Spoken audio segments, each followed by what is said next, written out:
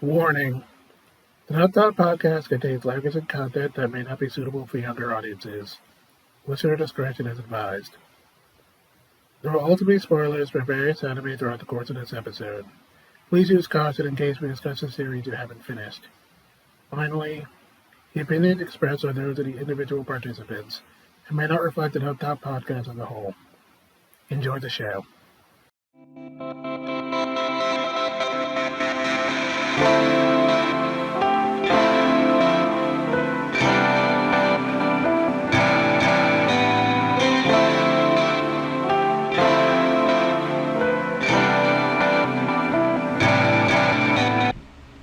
One and all, and welcome to Dub Talk, Summer at the Movies, a place where all you Pokemon trainers get together, get ready to battle, and then watch a cute psychological horror film for children.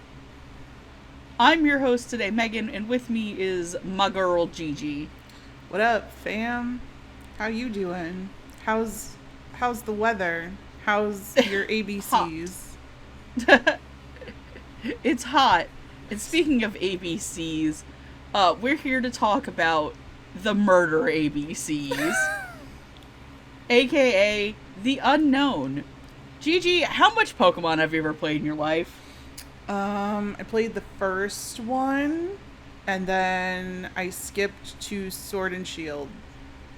Okay. So and then I played the newest one, too. Scarlet and Violet, my buggy beloved monster. So I have played, like, every Pokemon game on release, like a religious fanatic, since childhood. So, I remember this movie coming out, and seeing it in theaters back in the day. Oh my god. Because tonight we are talking about Pokemon the Movie 3, Spell of the Unown. Basically, in my opinion, the best Pokemon movie of all time. Pokemon the first movie, defenders over there.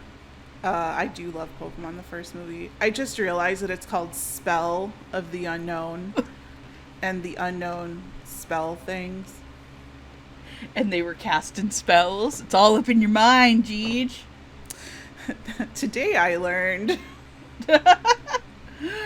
But, so, I remember when the Gold and Silver games came out, because this takes place in Johto, and that is when the Unown, were introduced. Mm-hmm. All goddamn 26 of these stupid fucking things, because they spell the alphabet.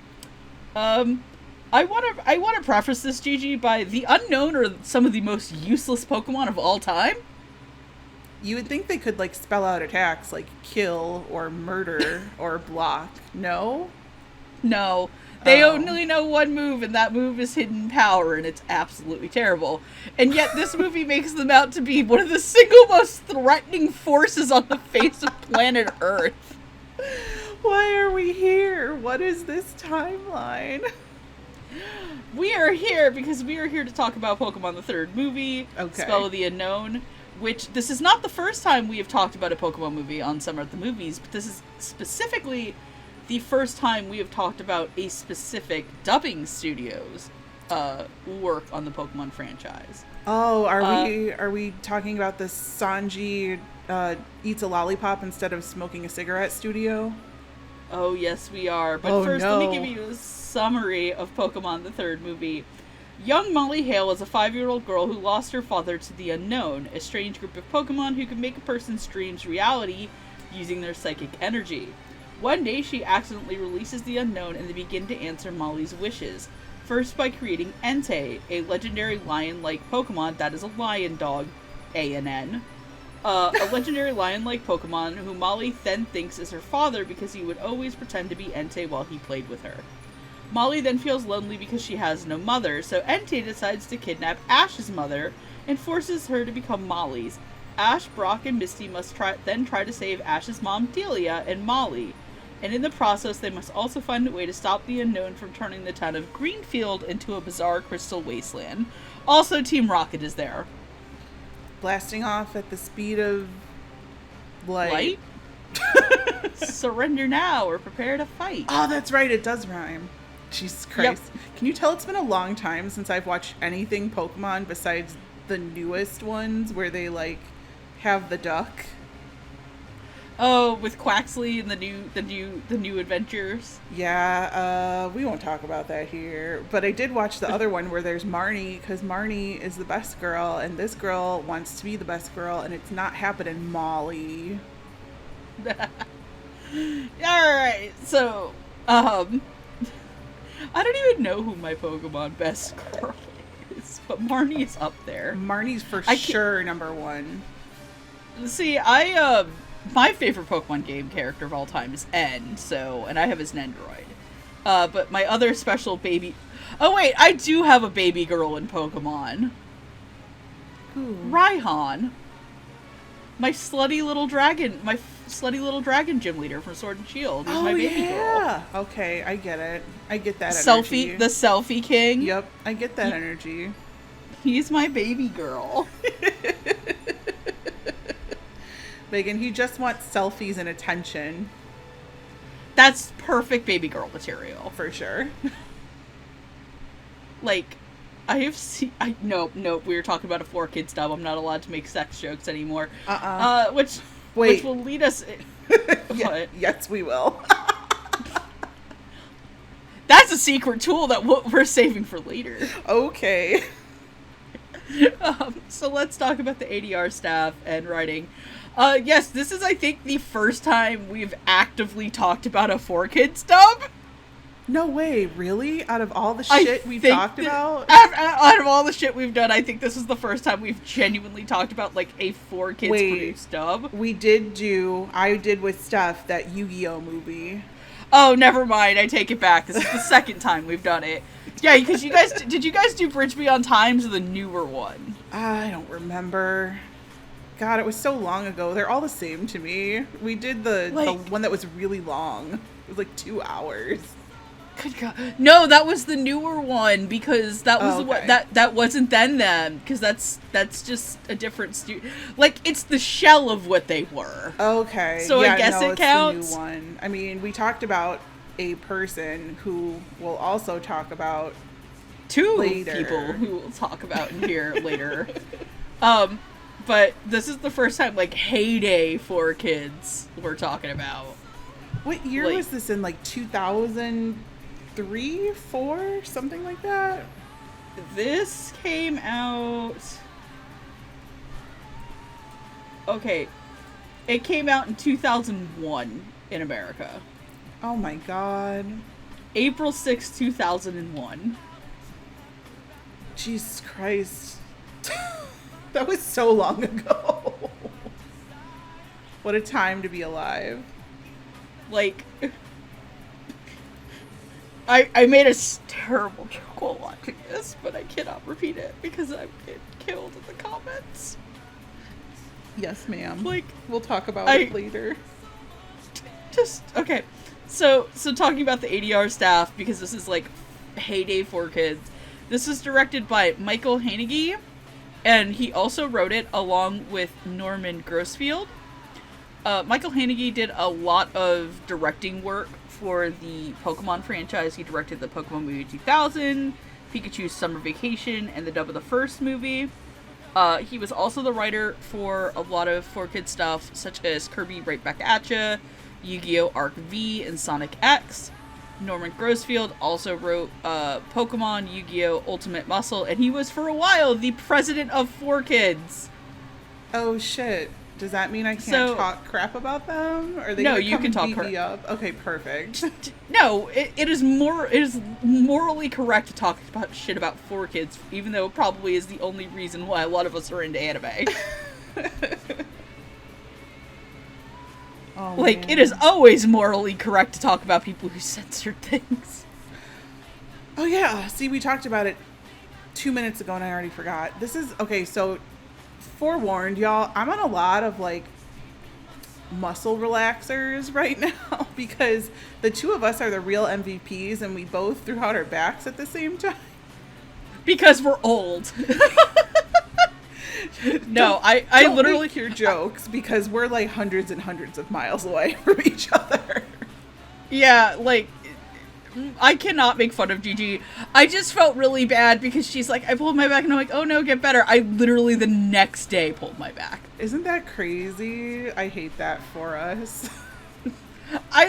All your girl did was go pick up some groceries, and there went my back. I got into a car, and I was like, oh, that feels funny. And then I was like, oh, damn it. Let's go gambling. Aw, dang it. So, yeah, my brain is not here, but I wrote notes. I did homework. Good job. Thank you. It's unlike most of the episodes I record nowadays, so we chillin'. Mm-hmm. So here's the weird thing, is that it is almost impossible to legally get a hold of the subtitled version of this movie. Because the Pokemon Company... Yeah, because the Pokemon Company basically does not like us to remember that Pokemon comes from Japan. Right. So almost all of my experiences with this come from the dub, and from... It's very much the Pokemon dub, from what I remember across the years. Mm-hmm. It's safe, it's kid-friendly, but I will say that this definitely didn't feel like it downplayed any of what was going on in the film, because, frankly, this is a fairly dark children's movie. When I was watching it, it made me think of the Unico movie with the little puppet guy, where they go to the island or whatever, and I was like, huh, this is a little dark for a Pokemon children's movie. And then I remembered that it came from Japan and it's technically anime. And I was like, yeah, right. Oh, yeah, it's allowed to like make those illusions back 20 years ago. Yeah, it's like, oh yeah, that's right. We're allowed to traumatize children, and America wouldn't figure that out until Disney discovered what we call child generational trauma. Or Bing Bong. Oh God. Did you watch the new Inside Out yet? I've never seen either Inside Out film. Oh, okay. Well, I won't ruin it for you. But, that's a joke. Obviously, Disney has been traumatizing us since the 1930s. Mm-hmm. Remember when all the kids got turned into donkeys for being bad? Yeah, I mean, but that's a thing. Like, it could happen, I guess, also in the story that it came from. You know what? Fair. So, I actually thought the writing on this was at least better than most of what people would give for 4Kids' sake. Mm-hmm. It never felt like it was like obtuse on purpose when it had to be. That being said, there was also some really funny moments, mostly thanks to Team Rocket. Like, yes, the one that stood out for me is the one where they're spying on them going through the river. Mm-hmm. It's like, they're waiting. What, are they swimming? No, they're waiting. What are we waiting for? No, they're waiting. I love that. I wrote that down somewhere. It's so funny. Like, in general, a lot of people have at least the first Pokemon movie is very meme-worthy with some of the lines, like I didn't know Vikings exist. They mostly live in Minnesota. Classic. Wow, I haven't seen this movie in a hot minute either, so all those jokes are new to me. My brain works in mysterious ways where I do not want to remember anything that I should, but if you want me to remember old fucking lines from the Pokemon movie, girl, I am your girl. Oh my God. And then voice-wise, everybody sounded pretty great. There's a lot of double casting in this. It was the early 2000s and a studio that was probably doing a lot of this on the cheap. Man, I thought that, I love the fourth wall breaks, like, in the writing. That was my favorite part of the whole movie. And yes, all through Team Rocket, which we'll talk about a little later. I didn't feel like it was, like, on a big scale. Like, it just felt like Pokemon to me, probably because, like, that's the only Pokemon, like, the original 50 some episodes is probably the only one I ever watched until I was an adult. and like in the past 4 years or something. So I was like, okay. I did find that like there were so many action scenes where there was no dialogue, and I was like, come on, y'all, can you throw in like a grunt or like some sound effects here? And I was like, that's just lazy, but whatever. I literally wrote down, I mean, it's a Pokemon movie, it's for kids. So I was like, Ba-da-ba-ba-da-ba. oh shit. I was unintentional. I was like, they're not gonna care. Like, it's just a movie. Like, parents will go and spend $40 on popcorn and candy, and everybody will have a good time. I did think some of the casting choices were fun because of some stuff that we'll talk about later. Yeah, I mean, I liked it. I didn't see anything wrong with it. Like, it wasn't, you know, terrible. I could tell you some terrible dubs. But yeah, this was very much a product of its time, and I remember enjoying that product, and I enjoyed watching this. Yeah, I did too. I had a good time. I even watched it twice. Oh my god. Sound the alarm. And I mean, like, a lot of my enjoyment of this personally is also a lot of nostalgia, because this is my favorite Pokemon movie, and I specifically dragged Gigi into watching this for one reason. Yep. Which we will get to later. And she wouldn't tell me the reason, and she said, you'll know why, but I'm not gonna tell you anything. Go in blind. And I did. So, let's move on to Team Rocket, because they lampshade multiple times in the movies. Hey, Jesse, can I ask you a question? What? Do you think we'll get more screen time in the next film? And that really, like, sums up Team Rocket for me. I'm like, could you please? Because you're the best part. Yeah, like, they're just chilling out most of this movie. I think my favorite parts of this is just, like, if you watch the background, they're sneaking around a lot. Yes. And then they suddenly show up to help, and it's like, why are you helping us? Because if you died, we'd be out of show business. So obviously, if you've never seen Pokemon, Jesse, James, and Meowth are Team Rocket, and their job is to steal rare Pokemon for their boss, Giovanni, and they have decided that Ash's Pikachu, for some reason, is, like, the holy grail of Pokemon. So they have been tracking this fucking 10-year-old around 2 continents at this point. But they are basically inept Time Boken-esque villains. If you don't know what Time Boken is, just talk to Jet. He'll explain that to you.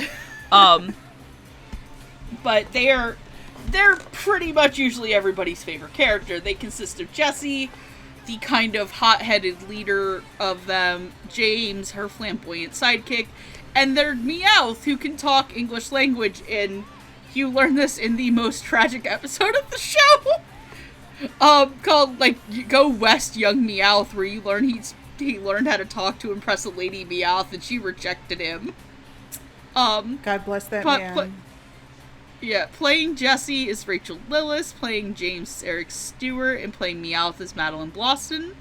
Rachel Lillis you'll know as characters such as Kanaka Ono, and Getchiken, Yuriko Star, and the irresponsible Captain Tyler, and Martina, Zoana, Mel, Narutova, and Slayer's Next. Eric Stewart you'll know as Yukata Watari in Descendants of Darkness, Galton in Labyrinth of the Flames, and Bastion Misawa in Yu-Gi-Oh! GX. And Madeline Bloston, the late great Madeline Bloston, was Waddle Doo and Kirby Right Back At Ya, Solomon Moto in Yu-Gi-Oh! And Yumihiko in The Phoenix. And for anybody who ever said that trans voice actors don't belong, your childhood beloved Meowth was voiced by a trans woman. May she rest in peace. There's actually a podcast called The 4Kids Retrospective that I think is being done by Tara Sands, and one of their upcoming episodes is a tribute to her. Good. I didn't know she died. Yeah, she unfortunately passed away. Oh. Yeah, I've listened to a couple episodes on one of our treks back and forth to Chicago. It's interesting, the history behind this studio, let me tell you. And nobody remembers anything. That's the best part. Nobody remembers anything. So Megan, tell me, why is James the best character in this movie? And the answer will be when the unknown is flying by And he says, I haven't seen this many strange letters since the last time I placed a personal ad. And why will nobody get that now? Because they don't exist anymore. Jesse, like, there are very few performances I'd call iconic. The three of them are iconic as Jesse, James, and Meow. Oh my god, for sure. There is nowhere you can go where, if, like, you are a person our age who probably doesn't remember Rachel, Lilith, and Madeline's performance as these characters. Yeah. And just, there are people I know who, like, emulate specifically Eric Stewart's James voice. The, woo! Or one of my personal ones, Leo Burnett and 4 Kids Are the Devil. But they don't get a ton of screen time, but goddamn do these three chew up every second they get. Right? They are just eating like it's a fucking buffet. And I'm like, where is the Team Rocket movie? Like, just give me that. And all the fourth wall breaks are with them. Like, they're just the funniest part of this movie. And it's a nice, like, for all the adults who had to bring their children into the theater to go watch this. Like, I guess that's why I relate, like, most to them now. Because, yes, I am an adult. My driver's license will tell you that. I think if my bad back won't, my driver's license will. Right? Like, they're the funniest part for me. And I'm like, oh, thank God they threw in some adult jokes for the parents who had to come. And I was like, that shit's not in the Japanese. It can't be. There's no way. Oh, 100%. Yeah, like, they're too straight with their Pokemon to make those jokes. And, like, those jokes are just the best part for me. And the delivery from all three of them is just perfect. They're like, yeah, we know. Like, we're here. We're here to save the day. Just, like, I love, one of my favorite lines from them is actually, they get to end out the entire movie on them. And it's just like, oh, this made me cry, but that little girl had an indomitable spirit, just like me. And that Entei was handsome, just like me. And that Meowth was great, just like me. And just like, I love the three of them, and if I had the patience, I'd go back and watch, like, the first 50 episodes of Pokemon just to review it, to talk about their performances. But, like, they were fantastic. And I'm just sad that they're not in the movie that much often, because it's hard to talk about their performances as these characters, right? Because they're not there. Like they said, maybe they'll get more screen time if they help out. I don't know what the next movie is. Did they get more screen time, or were they just written out? If I remember, the next movie involves Ash. The greatest debate in all of Pokemon starts in the next movie. Which is... So the next movie is Pokemon Forever. Oh wait, no, that's the Celebi movie, which I do think they actually have more screen time in. It's the one after that starts the greatest debate in all of Pokemon. Okay. And that is, who got Ash's first kiss? The answer is, it was that Latios. That Latios locked lips with Ash before anybody else, including Misty, including May, including Dawn, and including Serena. The real winner of who is Ash's greatest lover is that Latios from the 5th Pokemon movie. Oh, is that why they come back at the very end of the series? Oh, that's fucking cute. Yeah, she's back for her man. Listen, what's up, slut? I've let you roam this earth for far too long. Now that you're the champion, you're mine, bitch. Come, let us make Pokemon eggs. Ooh. I don't want to know. I don't want to know. There we go. The 4 kids snipers are trained on my location for that joke. Ooh, yeah. We better, move on. We better move on. Although I will say, I don't know, this has nothing to do with them. I forgot to say this in the first part. But 20 out of 10 to the Johto theme that plays at the beginning of this movie. Oh yeah, no, that fucking slaps like hell. And why do I know the words to that? Because I've never watched it. You just do. I was sitting there like singing it, and Chris is like, "You didn't watch this," and I was like, "Yeah, but I think I probably played this song about 1,000,000 times on Spotify." Okay, so let's talk. So Pokemon in America redubbed all of the music. Yeah. Like, so you've said you've seen the first movie, right? Yes. I have the soundtrack to the first movie on a CD. The second one too. So how in the fuck did they ever afford Christina Aguilera for that? She wasn't popular then. Like that's back before, like right before she had her break. So they had like really good soundtracks for 1 and 2, and then for this one, there's a fun piece of trivia for you that you probably don't know. So the people who sang the ending song, that was a band called Innocence, spelled wrong. Yeah. So Britney Spears was originally in Innocence before she quit to go solo, and that was one of Lou Pearlman's groups for Transcontinental Records. And AJ McLean's ex-girlfriend was in there, and so was Nikki DeLoach, who I believe was on the Mickey Mouse Club. They were a train wreck. But I was like, Britney almost sang in a Pokemon movie. But then I think she did, didn't she? Wasn't she on the other one? Was she on the second one? I thought she sang Soda Pop in one of them. I'm gonna Google it. I'm on Wikipedia. NSYNC I'm not on Wikipedia. O-Town sang in the second one because I was obsessed with that. This is my boy band knowledge coming into my life. Donna Summers was on the second movie soundtrack. Isn't that crazy? Because like that was when I stopped. Like after the second movie, I was like, okay, I'm over this. And I didn't pick it back up until like recently. Yes, my favorite eclectic music compilation: Donna Summer and Weird Al Yankovic. Oh my God, we're living in the strangest timeline. Maybe that wasn't Britney. Maybe that was Willa Ford, who was also an ex-girlfriend to Nick Carter of the Backstreet Boys. I know this more than I know anything about Pokemon. True facts. Speaking of a Backstreet Boy, let's talk about Brock, Misty, and Ash's mom, Delia. Woo! Brock is the Pewter City gym leader, noted horn dog, hits on every woman that moves, has a giant snake in his balls.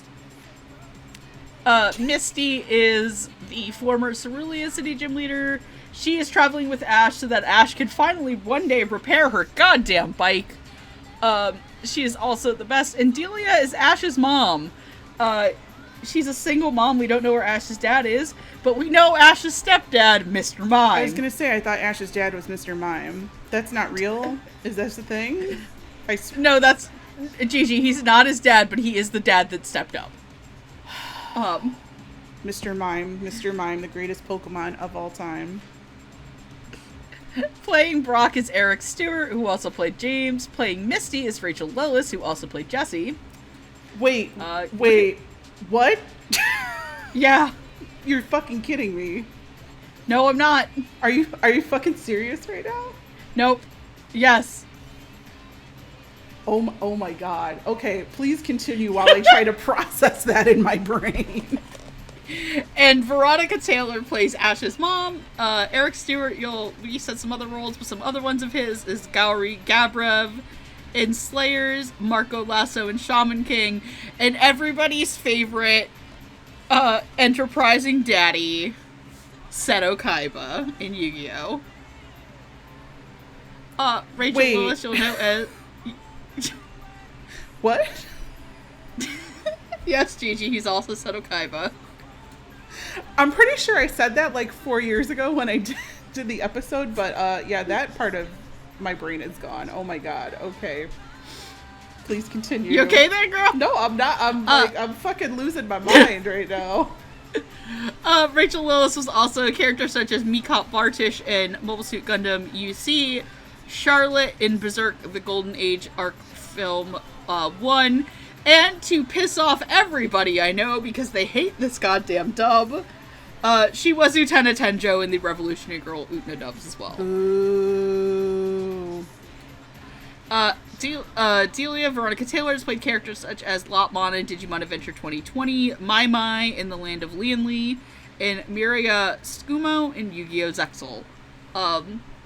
So, yeah, how do you feel knowing that people were double cast and that they could pull it off? I'm a little shell-shocked right now, not gonna lie.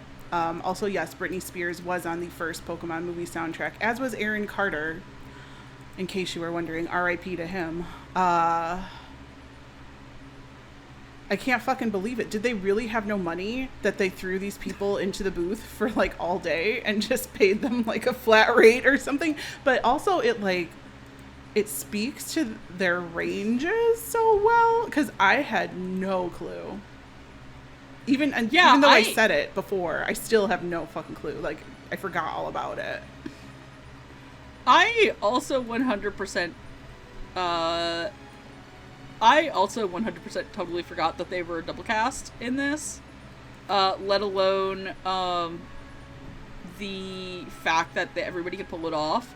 I was also surprised, too, that sometimes that they also weren't in the movie as much as I remember them being. A lot of this is Ash based with his family. But I really like their performances. Even if Brock hit on a 5-year-old girl at one point. Just a cute girl. A cute girl should have cute Pokemon. Brock, she is 5 and using illusion magic. Keep it in your pants. Obviously, he was doing it to make sure she wouldn't, freak out and murder everybody, but time to place, dude. Brock can never keep anything in his pants. It's Brock. He's always my favorite sidekick boy to Ash. He gets new ones, right? I saw him in a different movie. I was like, he's no Brock. I was like, where's Brock? Yeah, he gets Tracy for a little bit, Brock. Then there's I think Brock is with them in Hoenn, but they also have Max. He gets like a Hop later, some dude named Hop. Yeah. Hop is way later down. That's about where I'm watched. And then he also had Cillian for a while. Yeah. And then he also had in Kalos he has another little kid that's with him. Man. But yeah, no, Brock is the GOAT, though. I fucking love Brock. Even, like, he's so fucking insufferable. And I mean that in, like, the most loving way possible. Like, just voicing Brock must have, like, oh my god, Eric Stewart has, like, the best characters to voice in the whole franchise, because he gets James and Brock. Right? Like, it's so funny. Like, he's so insufferable, and I love that, because it's hysterical, and like, he just never gives up. Like, not at one point in time does Brock ever give up, and you can hear it in his voice. He's always there to be a man, I guess, and lend a hand. And oh my gosh, Misty, she sounds great too. I can always pick Rachel Lillis's Misty voice out of a crowd. Like, she was in some random Media Blasters dub. I think it was like Nana 7-7 or something. And I was like, holy shit, that's Misty from Pokemon. Like, you're right. It's so iconic, and it's so cute. Like, her performance is just so cute here, and Misty's always got a good head on her shoulders too, and she tries to like be the responsible big sister one. And there's a joke in there that makes me think of the joke from the Mighty Ducks 2. And like where they say, like, everyone's heard of Greenfield. Well, Greenfield is full of ice, but Iceland is very nice. Oh my god, I need professional help. So you can quote the first Pokemon movie, and I can quote D2 the Mighty Ducks. It is what it is. This is our life. This is what we've become. Greenland is fucking shit. Now I lost it. But it ends with Iceland is very nice or something, because Iceland is nice looking and Greenland is full of ice. Greenland is full of ice, but Iceland is very nice, is the line. Because everything turns into like crystals, right? And they're like, oh, what happened? It's so horrible. I'm like, I kind of like it like this. I love when it turned into the final area of Pokemon Sword and Shield, the big rose thing. And then, of course, my friend's like, oh, yo, it's got a Robo. And I'm like, god damn it, can you keep your mech shit out of here for 5 seconds? God. But I also really love just how different they do sound from Jesse and James, and how much they keep that energy. Yes. And like, and Rachel Lillis always has that little annoyed edge on Misty for putting up with these two boys' shit. Yeah. I liked when but she made she put Togepi back in the egg, and she's like, you go in here now, or something. And I was like, finally. Get rid of this baby. Put the baby away. Like, they're going up a fucking cliff. Like, don't bring the baby up a cliff. Just put him back in the egg. She put him in his backpack, and Togepi in the backpack so he wouldn't get wet. Yeah, it was cute. So she's like mommy, big sister. I feel like she's the most level-headed out of all of them, and you can hear it in the voice. Yeah, and then there's Delia, who it's so. We'll get to it, but it's very weird always when you hear Veronica Taylor use her adult woman voice. Yeah. And it was really good, and she had that very motherly tone on there. But I've got to talk about my actual favorite moment of dialogue in the entire movie. Yes, ma'am. And that is when her and Professor Oak's van pulls up, and she's like, oh, Pikachu! And you can hear how happy she is. And Ash is like, Mom, she's like, oh, hi, Ash. She's like, gives zero fucks about her son, but Pikachu is here. Oh my god. Pikachu is the real MVP. I mean, let's be real. Like, sometimes when my mom goes to see the children, well, it used to be when the good dog was alive, but the good dog died, she's like, oh, Eclipse, my favorite grandpuppy. And I'm like, oh, yeah. Go see the actual children, Mom, not the dog. Fuck. My mom is like, when are you going to give me grandkids? And I pick up my cat and put it in her face. I was like, she's right here. I can't pick up Panda. Panda's too big. And I really can't right now because my back is out. I can't pick that dog up. No. Panda, be big girl for a little while. Panda is like 60 pounds. I couldn't pick that up with my good back. Jesus Christ.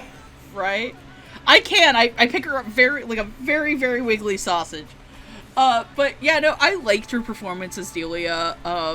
Very maternal, very motherly. She gets a lot more time than you'd expect in this movie, including having to break a 5-year-old girl's heart about. That was so wrong. I'm not your mom. What? Oh no, you've given her psychological damage. Oh my god. Yeah, I thought she had like real big mom energy. And also the voice sounded younger. And now that you're saying that it's the same voice as Ash. Yeah, you just want to move into that? Makes sense. Oops, sorry, forgot about it. I thought that she was trying really hard to like bring the passion and the drama to this kid's movie. I liked her best when she was mind controlled. Oh yeah, where she's got the robotic kind of voice. Yeah, I was like, I don't know why, but I feel this. But I was just kind of like, okay, like I get it, like I understand. And while you're in that castle, do you keep wanting to sing Into the Unknown from Frozen 2 as well? Because that's how I feel. No, because I haven't seen Frozen 2. What? Girl. I'm sorry. It's okay, it was bad. But it's still a good joke to make for anyone who gets it. Yeah, no, I really liked it. It was nice to have an adult in a Pokemon movie who got more than like 2 lines and who wasn't in Team Rocket. I don't know how old Team Rocket are, but I would assume they're adults. Yeah. Like it was nice to have an adult there who had more than 2 lines, who wasn't a villain. Like I think she did a fun job, and she tried really hard to bring that compassion and the drama in. And when she was just telling little Molly that she wasn't her mom, I was like, why don't you just like adopt her? Like, why did you have to do that? You could have been like, well, I'm not your mom, but I could be your mom if you really don't have anybody else. Like, that would have been nice. Like, what's she doing at home? Just playing with Mr. Mime and sweeping the floor. Come on. Adopt that baby. Adopt this child. And then Sally Struthers says you can adopt a small child for only 73 cents a day. Oh my god. Nobody gets that joke either. Oh my god, I am so old. I'm sorry. I'm sorry that we're old. That I don't know all of your old people things. It's okay, Megan. But have you ever seen South Park and you've seen that episode about Starvin' Marvin? I have not, but I had to make a South Park joke last night, and I can't repeat it because it's big spoilers for the expansion of 14 I'm on. Oh, God. But I'll explain it to you after. Perfect. Anyway, kids, if you don't know what I'm talking about, go watch that South Park episode. I'm not really advocating you to go watch South Park, but that's where the joke is in another place. Just remember, it's not adoption. It's not kidnapping. It's just forced adoption. She wants a mom and a papa. Papa and mama and me. Damn just it. This episode of Spy Family is fucking wild. Could you imagine Anya pulling this shit? Holy crap. Oh my god, she gets a dog and a dad all in one. That's one less mouth Chow to Tucker, feed. you shouldn't have. Speaking of dog dad, are you ready to move on to the final set of characters? I think so. I'm getting all my jokes ready in my mind, so let's go for it. So we have Ash Ketchum, our protagonist, the eternal 10-year-old who took 25 years to complete that job resume. We have Entei, who is the guardian spirit summoned by Molly, being from her favorite children's book. And Molly is our traumatized 5-year-old who has lost it all and accidentally set off the Unown, and created this crystal palace. Playing Molly is Amy Brinbaum. Playing Entei is Dan Green. And playing Ash is, of course, Veronica Taylor. Amy Brimbaum played characters such as Max in Pokemon, Charmy Bee in Shadow the Hedgehog, and Taya Gardner in Yu-Gi-Oh!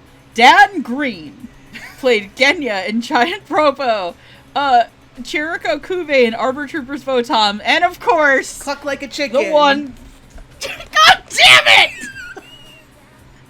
No! I was not bringing up Bible Black in this children's film. It wasn't Bible Black. That was Bible Black. No, it's not.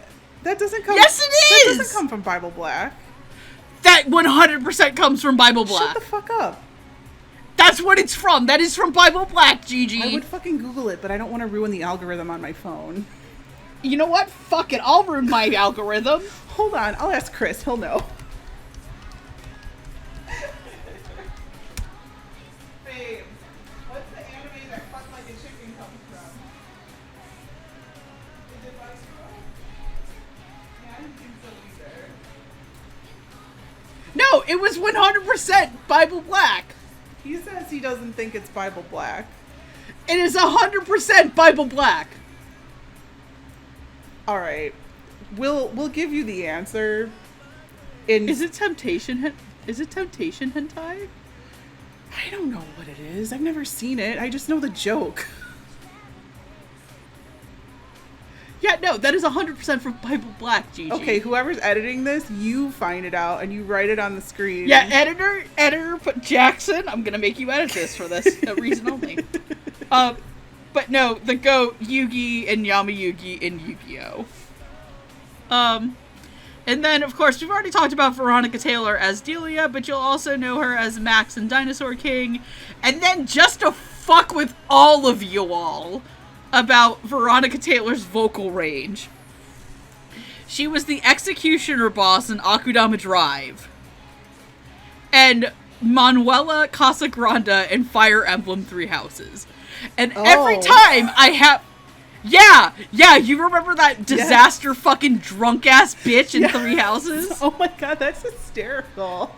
That's every time. If you ever want to fuck with somebody about someone's vocal range, put a picture of Ash and Manuela next to each other. Wow. People will explode. Wow.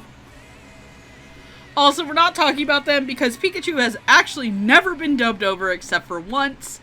And that was in the Pokemon, the movie I Choose You AU, and that was the only time Pikachu's ever had an English dubbed speaking voice. Detective and that was Kate Bristle. Detective Pikachu, too, technically. But I'm talking about specifically Ash's Pikachu. Okay, so we're not going to talk about Ryan Reynolds. Or KG Tang. No, unfortunately. Okay, I'll check that off my list. Ryan Reynolds, you're so hot. Okay, bye. No, she's normal. Pikachu is almost always played by Ikue Otani. Amazing. They just don't dub over Pikachu's voice. I assume it's because it's so iconic across the world. Yeah, as they should. They should leave it. Personal opinion. So, yeah. So, goddamn, Veronica Taylor's the GOAT as Ash. Like, I always can't believe that she can do adult voice and then just do this kid's voice that everybody knows. I mean, like, she's so iconic as a voice actress, and I believe, and you can come and find me for this, that she does have the best Ash voice. It was such like a nostalgia wave for me to hear it coming back, because the new Ash I know is dubbed by somebody else. Sarah Nectany. Yes. But what the hell did I write? Oh, I wanted him to cry harder over his mommy. I was like, come on, Ash. Like, make it a little more believable. But now that I realize that it's Veronica Taylor crying over Veronica Taylor, I'm like, okay, I'll give you a pass. He's pretty much like, my mom is done. I'm angry. Baby. I feel bad, but it's like, I feel bad for him in this movie. Like, but at least he does go like almost immediately to try to go save his mom. He's like, I don't care, I'm just gonna go. So it's like, good for you, Ash. And you can hear, as with every time Veronica voices Ash, like the determination, even if it's like blind faith, blind luck determination, like it's still there all the time, and it's still working. Right? And then, like, also just, like, Veronica Taylor's kid voice is just so good. Right? And, like, it's so hard to replicate, and it's also so iconic. Like, there is nowhere, like, even if you don't watch anime or know anime voice actors, like, you'd be able to pick out specifically Veronica's Ash voice. Mm-hmm. And God, the way they screwed her over and the rest of this 4Kids cast, which is another conversation. But if I also want to talk about performances I genuinely really love about this, the tandem of Dan Green and Amy Brimbaum as Molly and Entei. Mm-hmm. Like, obviously, the Dan Green voice is iconic. Dan Green's voice is fucking iconic, too. Like, everybody knows Dan Green, and very specifically the tone that he uses for Yugi and Yamayuki. Yes. And he does bring that over to Entei, and it works. Because Entei is this very stoic protector character, and he doesn't really have a mind of its own. But god damn it, if you don't feel something in your soul for anything you wish will happen. And I specifically told you to go into this blind because of Dan Green being Entei. I figured as much. Because I was like, it's the movie started or whatever, and I'm like watching it with Chris, and like immediately like my ears perk up, and I was like, who is that voice? I know that voice. And then I was like, oh shit, it's Cluck Like a Chicken, and he just starts laughing, and I'm like, yep. I like how you don't remember him for Yugi, but it's just Cluck Like a Chicken. Yeah, of course. That's the funniest part. I mean, like, so I never watched Yu-Gi-Oh! Growing up. I watched it as an adult. Fair. So, like, not that I watched Cluck Like a Chicken ever, or that I watched it growing up, but I think that's funny. I would hope you didn't! I don't think it would have even been possible. But I was just like... Jesus. Googly moogly. My God. Okay, hear me out. I loved him when he was a human dad. Like, that was probably my favorite part of his vocal performance, was when he was a human dad. I thought it was, like, very sweet and very caring and very cute, but still, like, he had to have, like, that gravel and that low tone and that grovel enough to let you know that when Entei comes, that, oh, yeah, he's Entei, too, because, like... I don't know, I guess I kind of, again, would compare it to Yu-Gi-Oh! Where, like, the dad is, like, regular Yugi, and then, like, Entei is, like, Shadow Realm Yugi or something. I don't know. Guys, it's been a hot minute since I've seen Yu-Gi-Oh! Leave me alone. Probably as long as since the last time we recorded that episode. But But oh my god, I was laughing so hard. Like when he roared as a human, he was like, roar! And I was like, oh my god, stop. And then, I have come for you. You are Mama. And I was like, I'm done. I'm like, things you want Entei to call you Mama. God, and just like, you're just so into it, right? And you're like, oh my god, this is so good. But I also really want to talk about Amy, because she did a really great job. Like, she did a really good job being the scared little girl, as well as when she had to, sift into an adult and kind of like a teenage version of her. I thought that she was just so good in this. And it's really surprising because a lot of people, I think, in general would think that, oh, there's no such thing as a good 4Kids dub or a good 4Kids performance. No, she was really good. Yeah, no, this was a really good dub. Yeah, like, she herself was very good in it, and I thought she captured Molly's pain and the pain of being this lonely little girl well, and she carried the heart of the movie. I agree. It's like, when Bambi's mom dies, now Bambi's gonna carry the whole movie, and it's Molly. Sorry, I will never not say Molly correctly. It just, I'm Sailor Moon Deke dub in my head for the rest of my life. It's okay. I thought she was super cute with like her fake mom, with Ash's mom. I was like, oh my god, that's so adorable. Like the voice that she had there, like to have a mother and a father, like a whole family together, and the happiness that she exuded was so cute. Like I really loved it. And then like when she got older, I could hear it in her voice that she was having more fun with it, because she kind of got to be like cute, but like at the same time it was like, oh my god, I'm a teenager, like I can act however I want. Like the Ojo-sama or whatever. But she didn't do like the Ojo-sama thing, but I don't know, it was cute. We got to protect her. Must protect little Molly, because she had a garbage time when becoming an orphan in 20 minutes. If that. But no, I thought she did a really good job too. Like the whole little family unit, fake family unit, I guess, because the real mom never talks. I thought it was adorable. Like I would watch their spinoff, like rich kid in a house with a dog dad. Like I'm in. Hell yeah.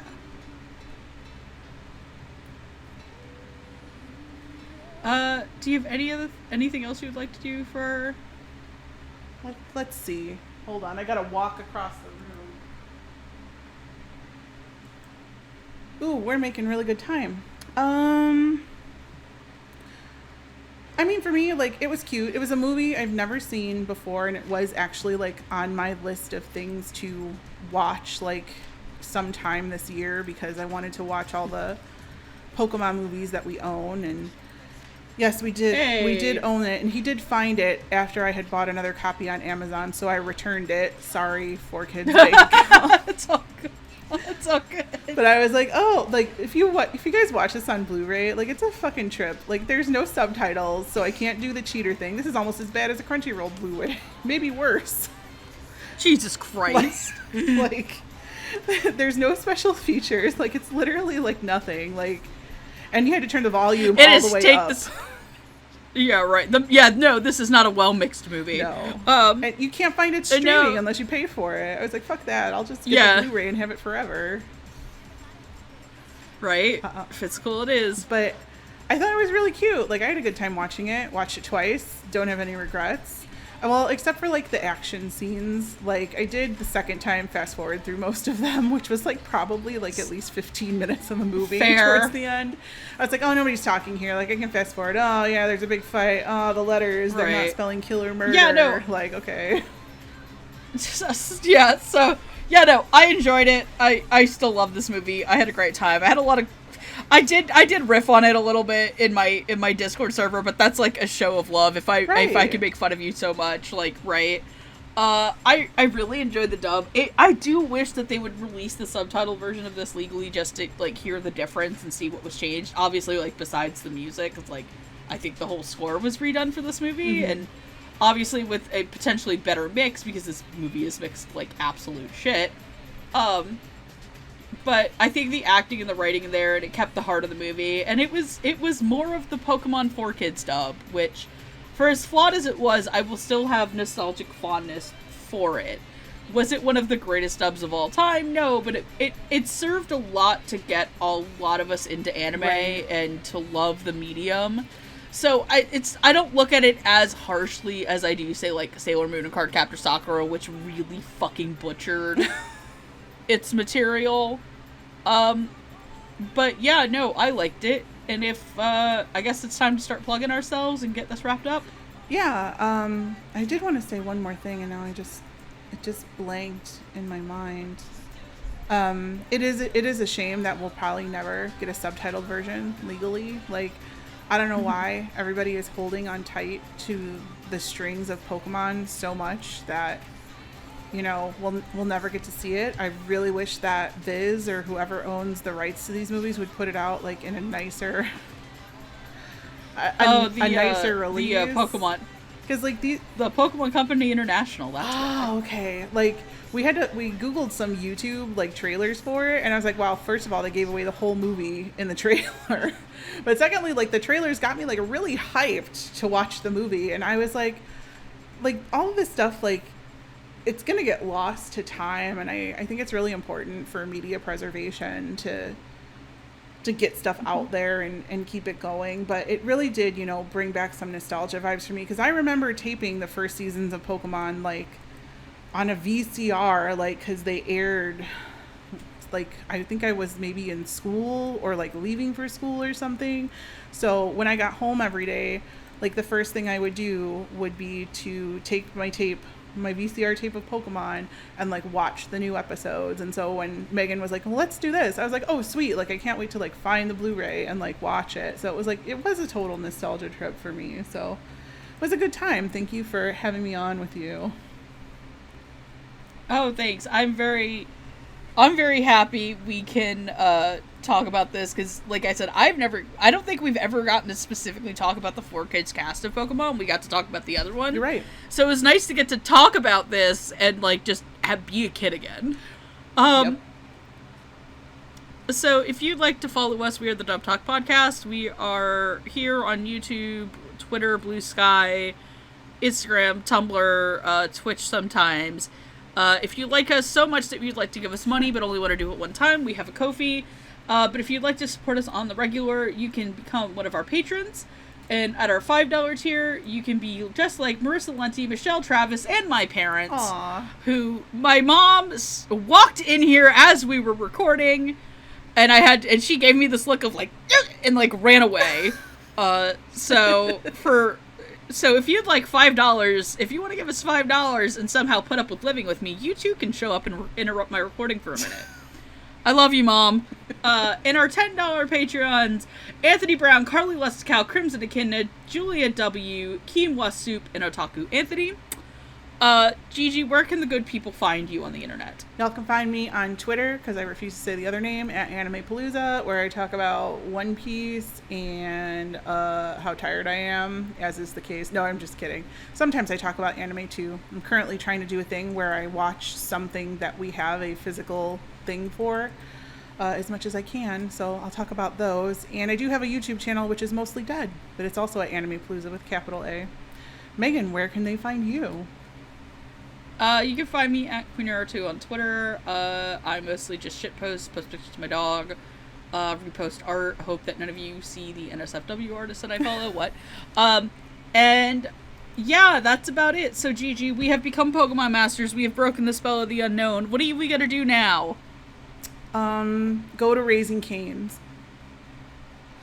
I'm gonna go eat too. Cluck like a chicken. So with that, everybody... And remember that don't let your dreams be memes. Let an Entei come to life and become your daddy. He said, you are mama. You could be his daddy. Good night, everybody, and Otakuan. Love your faces.